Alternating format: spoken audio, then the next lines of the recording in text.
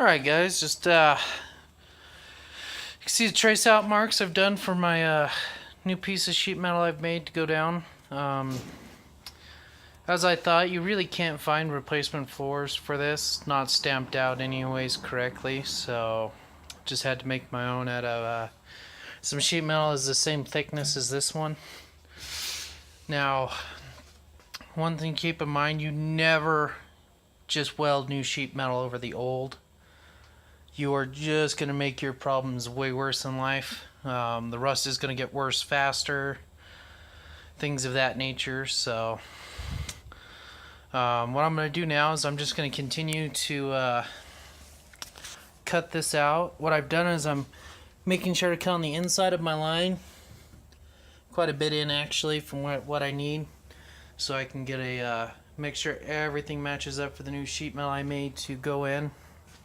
Here's a piece of the floorboard that I have cut out so far. You know, there's no strength left in that whatsoever. It's just full of holes. It's the new sheet metal, same gauge thickness and everything. So I lucked out. Most of the sheet metal next to this tunnel is actually still really strong, so we are good there. What I'm going to do now is I'm going to finish cutting this out. Then I'm going to clean all of this up, this motor mount and everything here. Knock all this off, vacuum that out right here. Clean all this up. And while I'm here and I can get to the top of this, I'm going to spray this with some underline protector.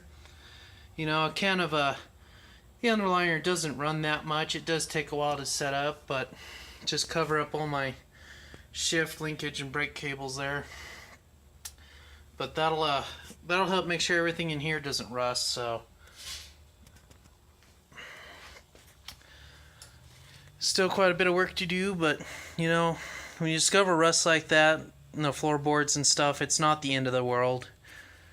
You know, anybody at home who's got a MIG welder with a gas bottle and some tools and is patient can do this right. If you can't do this right, take it to a body shop. Don't just cover it up with Bondo like has been done. That's just a terrible thing to do. If that was even Bondo, I think it was sheetrock stuff. So, alright everybody, this is where we're at now that the whole floorboard of rust is cut out. You can see we are going to have to do some prep work before we put some undercoating down here. That it's going to involve vacuuming that. Probably going to hit it with a wire brush, and then going to have to deactivate it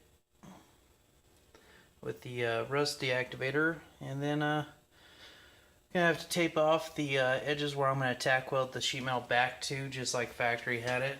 But pretty much, besides that, this whole area here will be covered in undercoating. So hopefully, this will never happen again. So I'll show you some pictures in a moment of it cleaned up, and we'll go from there.